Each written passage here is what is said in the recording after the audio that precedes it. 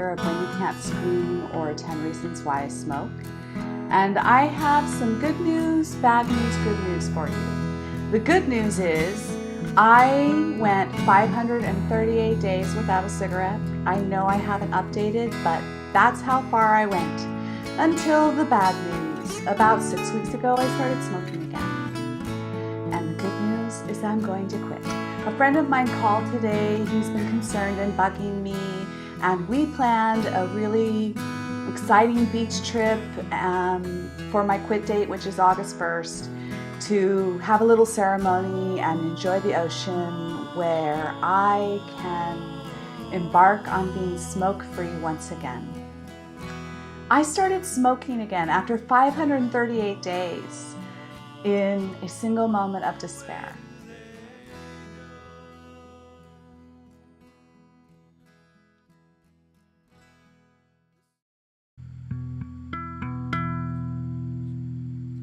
I had passed through so many others, and in this moment I was the victim of theft, and I lost money, my computer, and a lot of art and a guitar. And in that moment I decided I'm going to get through this with smoking. And I didn't even do one thing on my crisis plan, and voila, I'm smoking. In fact, I'm smoking too much. The symptoms that I experienced were really clear. Within the first 3 days I thought I had a cold. I really didn't feel good. My throat was sore, my glands were swollen. My body was not happy with the cigarettes. Now, after 6 weeks of smoking between a half or a whole pack a day, I am feeling my lungs hurt when I breathe. Walking upstairs is more difficult.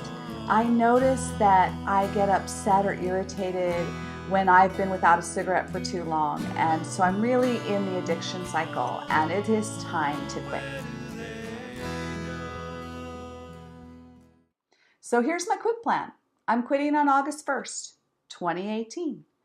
I am going to cut down to 7 cigarettes a day this week, and next week to 5 cigarettes a day.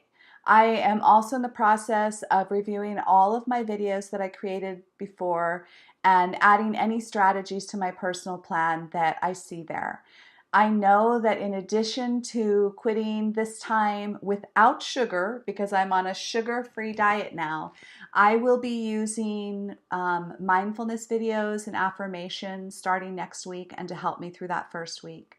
I've also decided that I'm going to plan some fun distressors, maybe go to the movies, allow myself to eat a little bit more of carbs than I do these days, and do some relaxation things to help me through the first 3, 4, 5 days, which are really the most painful of quitting. I'm also going to use nicotine gum.